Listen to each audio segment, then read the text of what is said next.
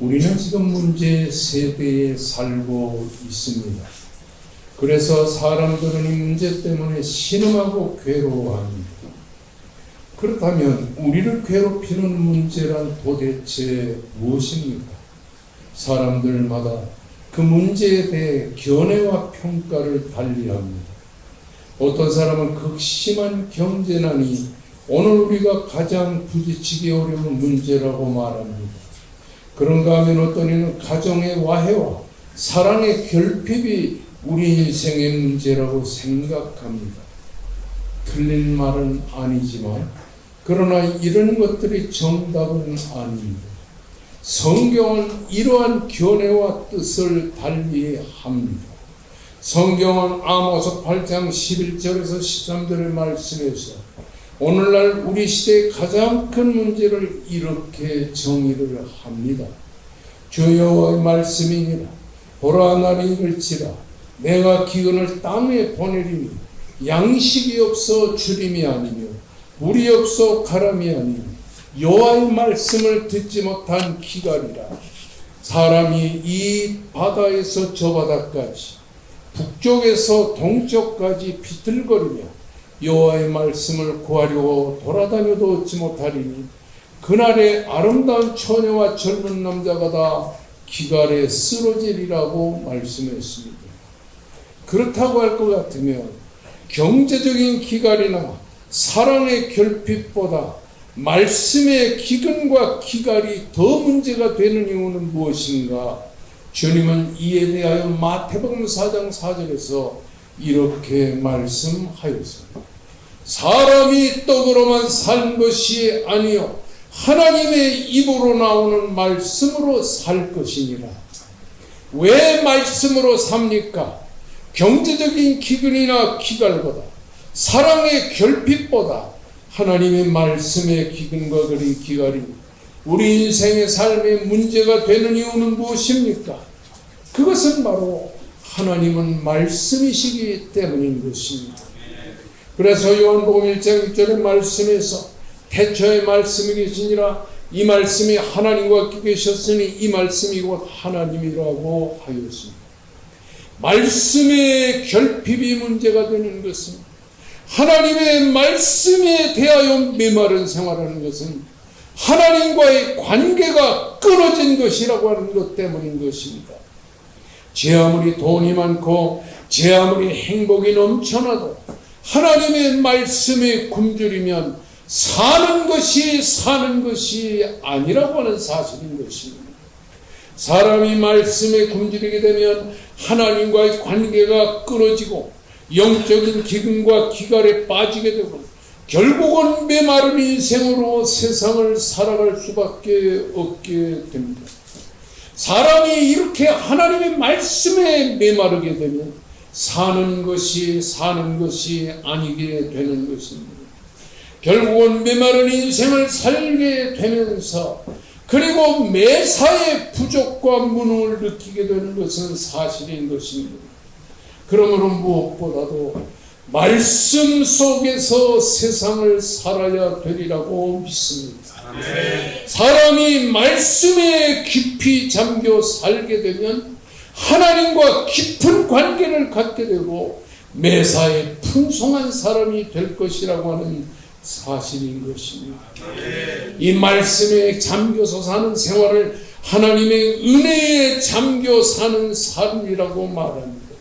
오늘 우리가 생각하려고 하는 이 본문의 말씀은 바로 하나님의 은혜 속에 사는 삶의 풍요로움이 무엇인가를 우리에게 강조하고 있는 것입니다. 본문 말씀은 에스겔이 기록한 하나님의 말씀입니다. 에스겔은 유다 나라 바벨론 포로 시대의 선지자였습니다. 에스겔이 활동하던 시대는 고대 근동 최대 강국이었던 아수르 나라가 멸망하고 남쪽에 있는 애굽 나라 중 몰락함으로써 신흥국가인 바벨론 나라가 근동 지방의 패권을 잡기 시작하던 때였던 것입니다. 이무르게 유다 나라의 왕은 여호야김입니다. 주전 605년에 신흥국 바벨론의 느부갓네살을 섬기다가 그 느부갓네살 왕을 배반하고 죽었습니다. 그 외 그의 아들인 여호야긴 왕이 3개월 동안 아버지의 대를 이어서 유다 나라를 통치하던 중에 예루살렘 성을 공격하고 쳐들어왔던 느부갓네살 왕의 군대에 함락당하고 결국 이 느부갓네살에게 여호야긴 왕은 두 누나를 뽑히우고 그리고 예루살렘의 많은 백성과 방백들과 병사와 기술자들과 함께 바빌론으로 끌려가게 되었습니다. 이때 제사장 출신으로 부시의 아들이었던 에스겔도 여호야긴 왕과 많은 제사장들과 함께 바벨론으로 끌려가게 됐던 것입니다. 그는 유브라데스 강 근처인 바벨론의 남쪽 약 50마일 정도 떨어진 니무르 근처에 살았습니다.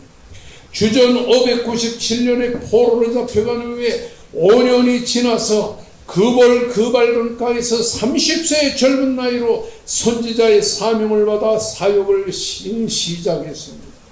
그 후에 이 에스겔은 결혼하여 아내와 함께 행복하게 세상을 살다가 갑작스러운 아내의 죽음을 끝으로 고독한 인생의 삶을 참고 살아감으로써 선지자의 사명을 감당하고 수행하게 되었던 것입니다. 에스겔은 훌륭한 설교자로 활약을 했습니다. 유대인의 장로들이 종종 에스겔을 찾아와 그에게 조언을 했던 것을 보게 됩니다. 에스겔은 바빌론 나라에 사로잡혀간 지 제5년 4월 5일에 주전 593년에 선지자의 사명을 받아서 23년 동안을 사명을 감당하다 세상을 떠났습니다. 그는 그 와중에 포로로 잡혀간 지 27번째 해가 되던 해 마지막 하나님의 말씀을 증거했던 것을 보게 되는 것입니다.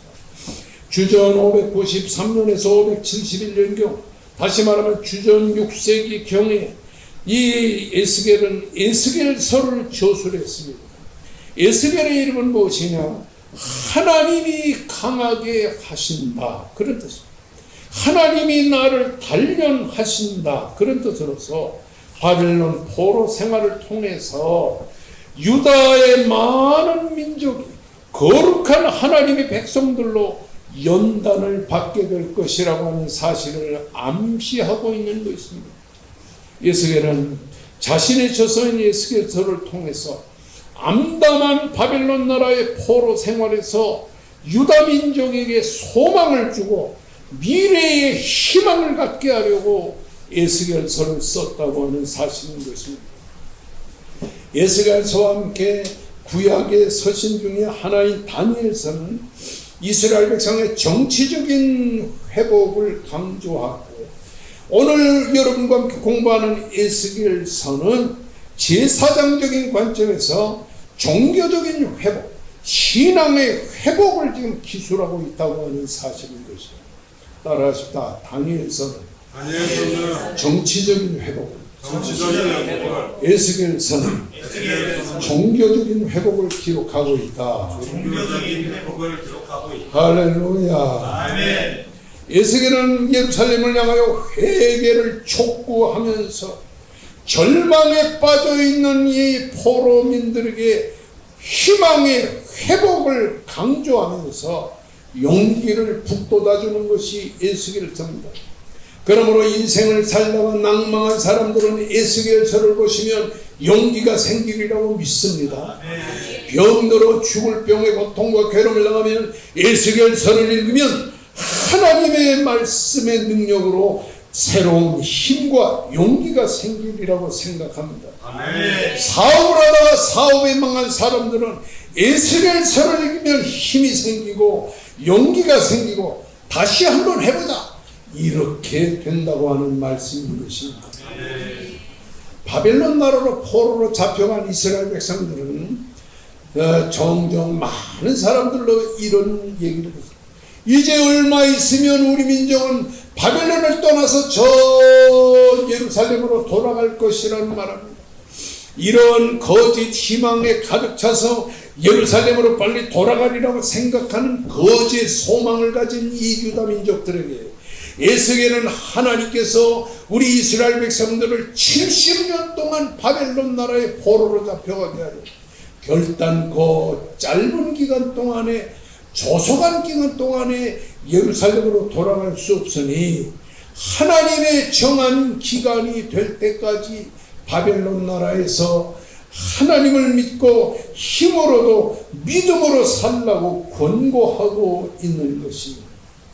이스라엘의 멸망과 포로 생활을 철저히 자신들의 죄악 때문이라는 사실을 설파한 에스겔은 이렇게 이스라엘을 괴롭히고 포로 생활을 하게 한 바벨론 나라는 결국에 하나님의 심판을 받아 멸망할 것이며 이스라엘 백성들은 이제 때가 되면 고국으로 돌아갈 것이라고 하는 사실을 강조하고 있습니다.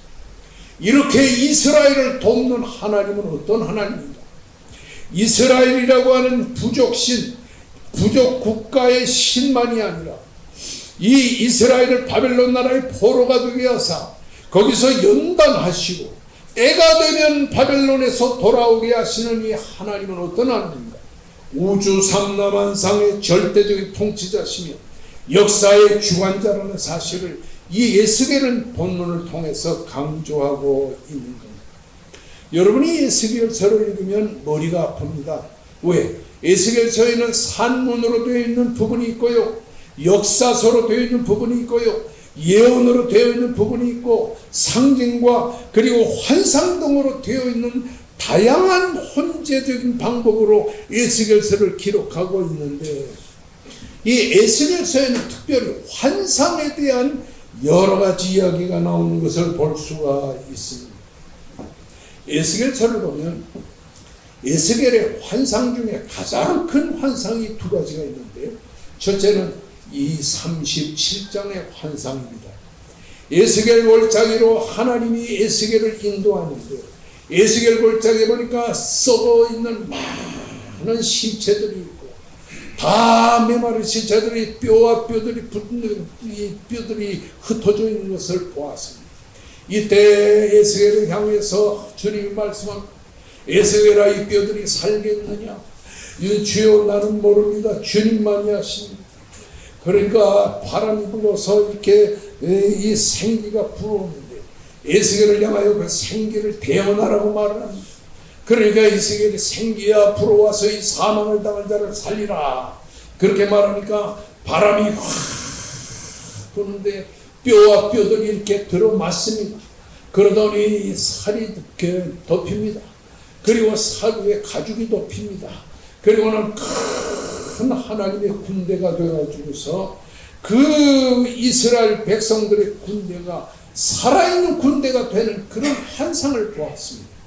이런 환상은 무엇을 말하는가 하니, 남북으로 분단됐던 북왕국 이스라엘과 남왕국에다가 하나의 통일을 이루어서 통일국가가 되는데, 이 통일은 하나님 안에서 된다고 하는 사실을 이 보는 말씀이 우리에게 강조합니다. 우리나라가 70년 동안을 통일을 위해 기도해 왔습니다. 각 교회는 이 남북의 통일을 위해 장로님들도 기도하고 권사님들도 기도하고, 저녁 예배 시간에도 기도하고 낮 예배 시간에도 기도하고, 70년 동안 기도하는데 많은 성도들이 금식 기도하면서 통일을 위해 기도했습니다. 그런데 중요한 것은 통일은 핵무기를 가져야 통일되는 것이 아닙니다. 다른 나라보다 강해야 통일되는 것이 아니라 하나님의 역사로 통일을 이루어야 통일이 된다는 것을 기억하시기를 주의 이름으로 축원합니다. 아멘. 이런 환상을 통해서 우리에게 보여주는 것은 이제 남북의 통일은 하나님의 능력으로 될 것이라는 것을 믿으시기를 주의 이름으로 축원합니다. 아멘. 두 번째는 하나님의 성전이 이렇게 세워지고 그 하나님의 성전의 모든 제사의 법규가 진행되는 그런 환상을 보게 되었어요. 특별히 에스겔 40장에서 48장 마지막 장까지를 보게 되면 하나님께서 이스라엘의 대적자들을 승리하신 후에 장차 미래의 메시아의 왕국이 이 세상에 건설되리라는 사실을 우리들에게 강조하고 있는 것입니다. 여러분, 오늘 에스겔 47장을 우리가 공부하고 있습니다. 따라하십시다. 에스겔 47장. 에스겔 47장. 오늘 공부하는 게 몇 장이에요? 에스겔 47장을 공부합니다. 그런데 에스겔 47장에 보니까 하나님께서 에스겔을 데리고 하나님의 성전으로 가는데, 하나님의 성전의 앞부분에 동편으로 향한 그 문지방 밑에 물이 절절절절절절 흐르더니, 그 동편으로 흐르던 물이 오른쪽 제단으로 남쪽으로 이렇게 흐르는 모습을 봅니다.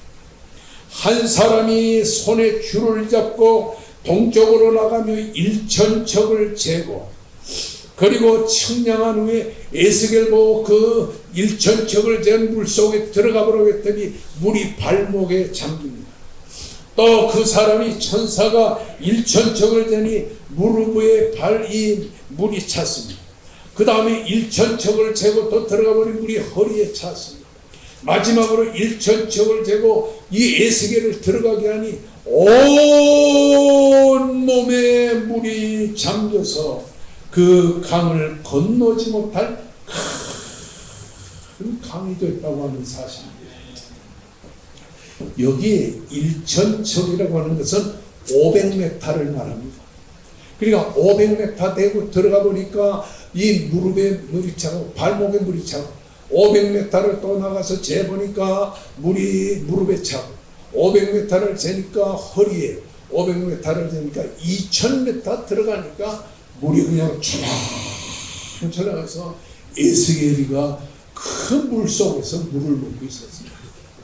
제가 요즘에 수영을 배우고 있는데요, 이 수영을 지금 2달째 배우고 있습니다. 그런데 첫 달에는 뭘 배우냐면 자유형을 이렇게 배웠어요. 제가요, 운동 신경이 있는데도 이 수영을 처음 몇십 년 만에 처음 하니까요, 물 많이 먹었습니다. 물 많이 먹었어요. 그리고 나서 2달 만에 지금 배영을 배우는데, 이 배영은 자유형보다 더 힘들어요. 그래서 하여튼 배울 때마다 물을 5번 퍼먹습니다. 에스겔이가 2,000척을 재니까 그 물이 그냥 철렁철렁해서 물 속에서 헤어나올 수 없는 이런 것이 됐다고 하는 사실이거든요.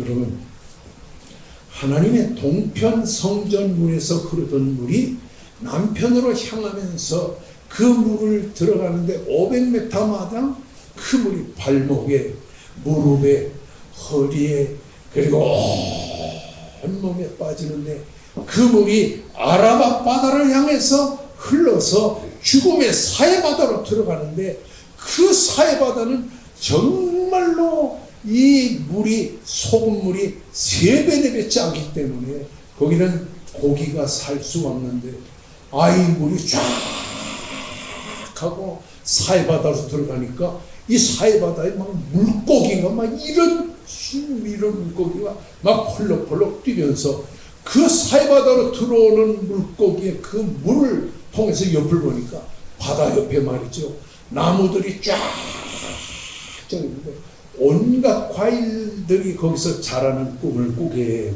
그런 환상을 보게 되었습니다. 이 사해바다는 영물이 많아서 고기가 살 수 없는데, 이 하나님의 성전에서 흐르는 물이 사해바다로 들어가니까 그 물에 물고기가 펄럭펄럭 뛰면서 사는 것이었어요.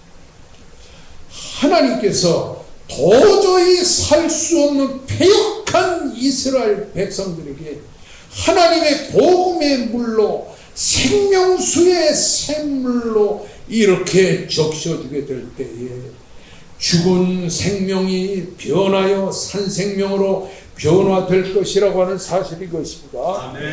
하나님은 멸망한 이스라엘을 소생시키시고 축복시키시고 구원해 주시고, 그리하여 풍성한 하나님의 축복을 베풀어 주실 것이라고 하는 사실입니다. 아멘. 오늘도 하나님께서 하나님의 성전문에서 흘러나온 그 대한민국의 사망을 당한 많은 사람들에게 이 물이 흘러갈 때 죽었던 생명들이 다시 살아나는 역사가 일어날 것이고 나약한 심령이 다시 승리하는 심령으로 변화될 것이라는 사실을 이것이 강조하고 있는 것입니다. 아멘. 시편 46편 4절의 말씀 보면 한 시내가 나뉘어 흘러 하나님의 선거 지존하신 이의 성소를 기쁘게 하시도다 그랬습니다. 시편 95편 9절의 말씀을 보면 땅을 넓어서 물을 대신되어 심히 윤택해 하시며 하나님의 강의 물이 가득하게 하시고 이같이 땅을 예비하신 후에 그들에게 곡식을 주시나이다 라고 말씀하십니다. 메마른 심령에 하나님의 생명의 말씀의 물을 공급하여 죽었던 심령을 살려주시고 메마른 심령을 풍성케 하시는 하나님의 놀라운 사랑을 우리가 이 본문을 통해서 알게 되는 것입니다. 아멘. 하나님의 성전은 구약시대에 이스라엘 백성들이 하나님을 만날 수 있는 유일한 공간인데 이 하나님의 성전에서 동편문으로 생명수의 생명의 강이 흘러난다는 말은 무슨 말일까? 여기서 하나님의 성전은 예수 그리스도를 말하는 것입니다. 요한복음 2장 19절의 말씀을 보면 예수님은 많은 제자들에게 말했습니다. 너희가 이 예루살렘 성전을 헐라 내가 사흘 동안에 일으키리라 말씀을 하시고 그리고 요한복음 2장 21절에 그 성전을 다시 세우리라는 말씀은 예수는 성전된 자기 육체를 가리켜 말씀하는 이라고 말했습니다. 여러분 하나님의 성전에서 생명의 물이 흘러나와 죽었던 생명들이 살아나는 역사가 일어난 것은 우리의 성전 대신 예수 그리스도를 통하여 생명수가 흘러나와 예수를 통해 흘러나오는 생명의 물이 여러분의 심령과 생활을 죽었던 가운데 다시 살리는 역사가 일어날 것이라고 하는 사실인 것입니다. 아멘. 요한복음 7장 38절의 말씀 보면 나를 믿는 자는 성경에 이른과 같이 그 배에서 생수의 강이 흘러나리라고 말씀을 하십니다. 예수 그리스도께서 우리에게 주시는 생명의 물인 하나님의 말씀의 물을 여러분이 받아 먹으면 죽었던 심령이 살아나는 역사가 일어날 것이라고 하는 사실입니다. 그럼 본문 2절의 말씀을 한번 다 같이 읽어보십시다. 시작. 그가 또 나를 데리고 궁문으로 나가서 바깥 길로 꺾여 궁속을 향한 바깥 문에 이르시기로 본즉 물이 그 오른쪽에서 스며 나오더라. 따라하시다. 물이 스며 나오더라. 스며 나오더라. 우리는 우리나라 성경을 보게 되면 그 예루살렘 하나님의 성전의 동편문에 물이 스며 나오더라. 그러니까 물이 설설설설 이렇게 절절절절 스며 나오는 것을 좀 생각했지만 히브리 성경에 보면 물이 스며 나오더란 말이 물이 솟구치며 나오더라. 예수 그리스도께서 주시는 생명의 물은 우리의 심령에 솟구쳐 들어오실 줄로 믿습니다. 아멘. 할렐루야. 아멘. 1천척을 재니 500m를 나아가니 또 1천척을 재고 계속 1천척을 4번씩이나 재는데 7절의 말씀을 보면 7절 우리 다 같이 한번 읽어봅시다. 7절 시작. 내가 나가니 강 좌우편에 나무가 심히 많더라. 아멘. 따라하시다. 나무가 심히 많더라. 심히 많더라. 이것은 풍성한 것을 말하는 것입니다. 그 예수 그리스도를 통해서 흘러나오는 생명의 말씀의 물을 받으면 많은 생명의 과일을 주렁주렁 달게 하는 그런 나무들이 풍성하게 열매를 맺으리라는 것을 말하는 것입니다. 아멘. 이렇게 예루살렘 성문의 동편문에서 흘러나오는 물이 죽었던 사해바다에 생명의 물고기를 가득하게 하고 그리고 많은 생명과일을 나게 하는 것은 무엇을 말합니까? 한마디로 따라하시다. 사람은 은혜로 산다. 은혜로 산다. 사람은 은혜로 산다는 것을 말합니다. 아멘. 우리가 세상을 사는 건 돈으로 사는 것도 아니고 세상의 명예와 권력으로 사는 것이 아니라 하나님의 말씀의 은혜는 예수 그리스도를 통하여 우리에게 은혜를 주실 때에 하나님의 말씀을 통해서 은혜로 우리가 살게 된다는 사실인 것입니다. 아멘. 이것은 오늘 우리에게 무엇을 강조하느냐? 은혜는 어디서 오는가? 하나님으로부터 오는 것입니다. 아멘. 은혜는 어디서 오는가? 하나님을 통해서 예수 그리스도를 통해서 하나님의 은혜가 우리에게 닥쳐오는 것이라는 사실을 믿으시기를 주의 이름으로 축원합니다. 아멘. 그래서 여러분 가스펠송의 이런 찬송 여러분 우리 가끔 부르죠. 한량없는 은혜 갚을 길 없는 은혜 하나님의 한량없는 은혜가 말씀의 은혜, 능력의 은혜, 축복의 은혜가 우리의 심령에 들어올 때 죽었던 심령이 살아나는 역사가 일어날 것을 믿습니다. 아멘. 그래서 우리가 나가서 증거하는 거예요. 교회 나오세요. 예수 믿으세요. 왜 그래요? 은혜로 사니까 은혜를 받아야 살기 때문에 하나님의 은혜를 나가 증거하는 것이라고 하는 사실인 것입니다. 아멘. 하나님의 은혜는 하나님께로부터 오는데 하나님은 하나님의 은혜를 예수 그리스도를 통해 우리들에게 생명의 은혜를 주시는 것입니다. 아멘. 그러면 어떤 사람이 은혜를 받습니까? 하나님의 은혜를 갈급하는 사람, 하나님의 은혜를 추구하는 사람, 하나님의 은혜를 달라고 기도하고 메어달리는 사람. 오늘 이 본문 말씀에 일천척을 재고 들어가 보니 발목에, 일천척을 재고 들어가 보니까 무릎에, 일천척을 재고 들어가 보니까 허리에, 일천척을 재고 들어가 보니까 온 몸이 바다에 빠지는 이런 놀라운 역사가 일어나게 됐다고 하는 사실이었습니다. 조금 전에 일천척이 몇 메타쯤이라고 그랬죠? 500m. 제가 고등학교, 대학교 때 한강을 건너갔다 개경치면서 그러나 이 압구정동에 그때 다 수박밭 참외밭이었어요. 그래가지고 건너와가지고 참 교회 나가는 제가요 그냥 그 한강에 이 흙을 갖다 얼굴에 바르면 기어가서 남의 집에 막 수박 따가지고 남의 집에 이 압구정동에서 농사진 집에 참외 따가지고 한강을 따가지고 친구들끼리 거기서 먹던 생각이 나요. 참 은혜 못 받으니까 별짓 다 했죠. 그래서 제가 이 압구정 청담동에 수박 따먹던 동네에 와서 목회하리라고 어떻게 내가 생각했겠어요.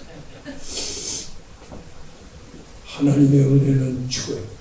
따라서 일천척을 재고 들어가 보니 또 일천척을 재고 들어가 보니 그게 뭐예요? 하나님의 은혜는 은혜를 받으려고 추구하는 사람이 은혜를 받게 된다.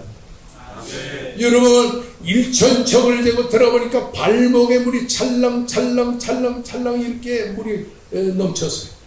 이건 뭐냐니 이 은혜를 받으면요 누가 말리지 않아도 교회를 나오는 발목으로 교회를 나옵니다. 아멘. 저 사람이 어떻게 교회를 나오는데 이 은혜를 받으면 교회를 나오게 돼요. 이 주일날 딴 데로 가면 마음 편치 않아요. 그래서 하나님의 교회를 나와요. 또 일천척을 재고 들어가 보니 물이 무릎에 와요. 그러니까 일천척을 재고 은혜를 추구하고 계속 은혜를 갈망하면 어떻게 됩니까? 무릎 꿇고 기도하게 되는 거예요. 아멘. 안 나오던 새벽 기도도 나오게 되고 안 나오던 철야 기도도 나오게 되고 안 나오던 저녁 예배도 나와서 무릎을 꿇고 하나님 앞에 간절히 기도를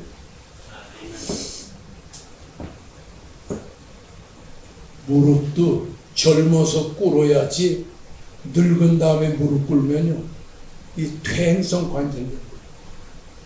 제가 10대, 20대, 30대, 40대, 50대 맨날 무릎 꿇고 기도를 했는데 그때는 하나님 앞에 무릎을 꿇는 게 너무 감사하고 그냥 의자에 앉아서 하나님 앞에 간절히 기도하는 거는 하나님 앞에 미안해서 무릎을 꿇고 밤에 무릎을 꿇으면 새벽녘이 돼서 무릎을 폈는데 한 10분, 15분 무릎을 주물러야 무릎이 이렇게 펴졌어요.